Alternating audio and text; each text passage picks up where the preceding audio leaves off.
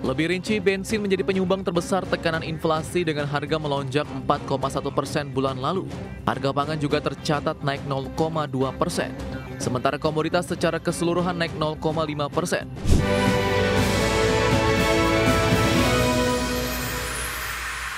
Indeks harga konsumen Amerika Serikat pada September 2025 tercatat sebesar 3% secara tahunan, naik tipis dari level inflasi di periode Agustus 2025 sebesar 2,9%. Adapun BBM menjadi penyumbang terbesar tekanan inflasi dengan harga melonjak 4,1% pada September lalu. Indeks harga konsumen atau Consumer Price Index Amerika Serikat pada September 2025 mengalami kenaikan ke level 3% secara tahunan. Angka ini naik tipis dari level inflasi di periode Agustus 2025 sebesar 2,9% secara tahunan. Adapun CPI tumbuh 0,3% secara bulanan pada September, lebih rendah dari kenaikan 0,4% yang dilaporkan pada Agustus menurut laporan yang dirilis oleh Biro Statistik Tenaga Kerja pada Jumat pekan lalu. Sementara itu CPI inti tidak termasuk makanan dan energi naik 0,2% secara bulanan dan 3% secara tahunan. Keduanya turun 0,1 poin persentase dari bulan sebelumnya.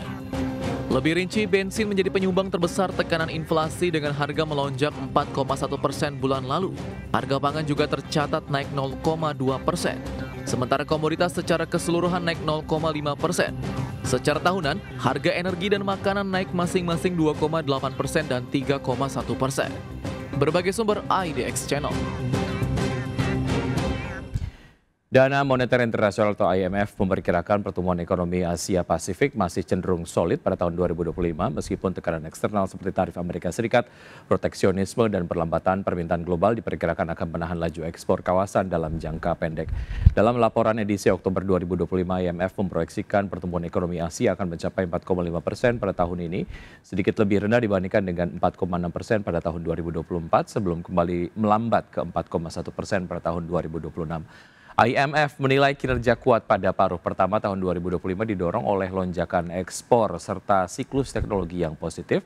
Selain itu, pelonggaran kebijakan moneter dan fiskal turut menopang permintaan domestik di tengah kondisi keuangan global yang longgar dan pelemahan dolar Amerika Serikat. Namun IMF memperkirakan ataupun memperingatkan efek negatif dari kenaikan tarif Amerika Serikat dan tekanan struktural jangka menengah akan mulai terasa pada tahun 2026.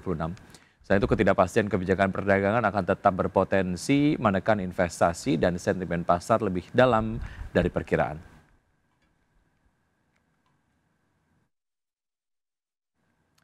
Selanjutnya dari bursa global, data inflasi yang lebih rendah dari perkiraan serta laporan laba perusahaan yang kuat mendorong ketiga indeks utama Wall Street mencatatkan rekor penutupan tertinggi pada Jumat akhir pekan lalu.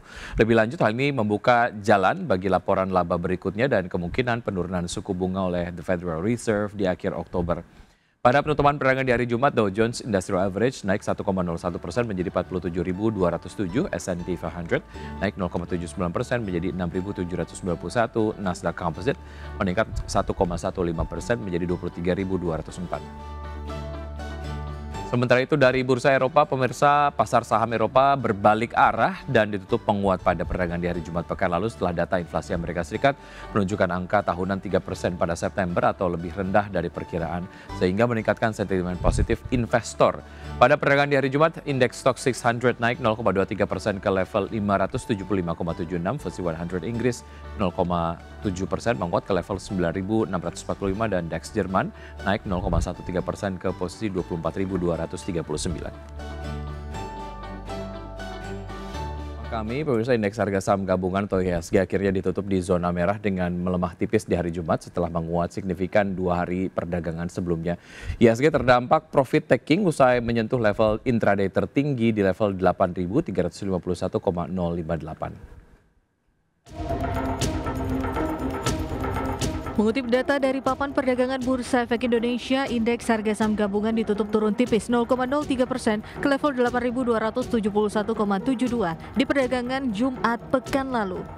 Penguatan IHSG terpangkas setelah secara intraday IHSG sempat mencatatkan level intraday tertinggi di sepanjang masa di level 8.351,58 dan dalam sepekan IHSG menguat 4,5%.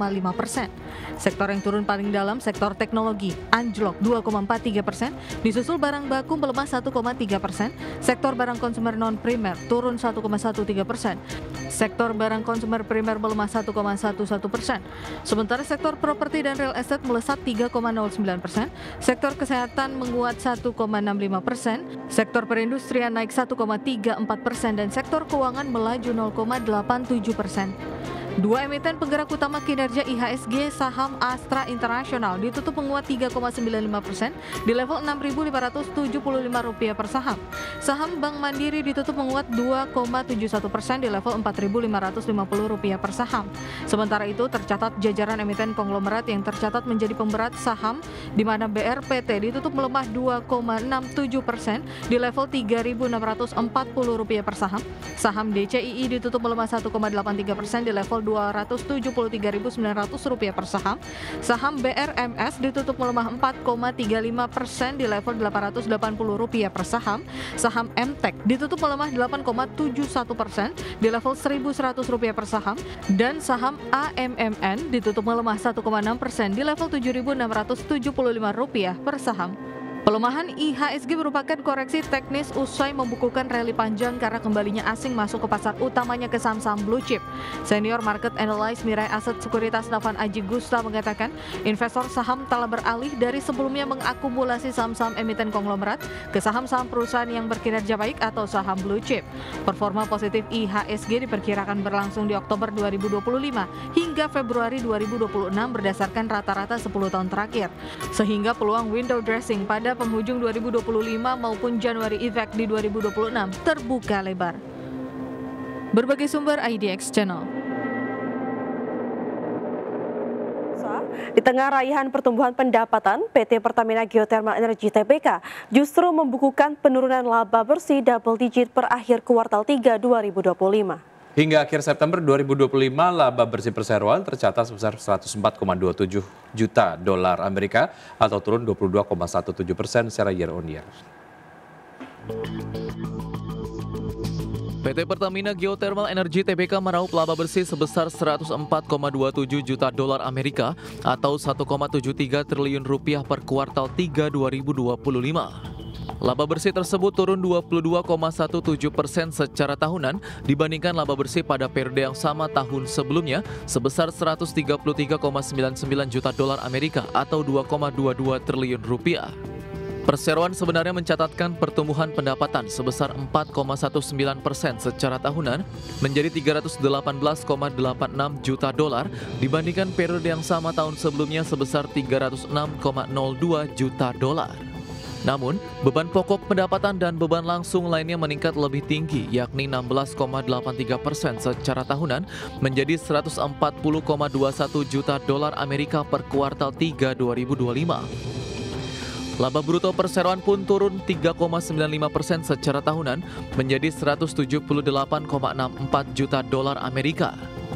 Dari sisi pendapatan, perseroan meraup pendapatan dari pembangkit listrik tenaga panas bumi area Kamojang sebesar 116,03 juta dolar per kuartal 3 2025. Kemudian PLTP area Ulu Belu menyumbang pendapatan 91,34 juta dolar, Lahendong 62,38 juta dolar, Lumut Balai 40,93 juta dolar, serta Karaha senilai 7,72 juta dolar Amerika. Berbagai sumber IDX Channel.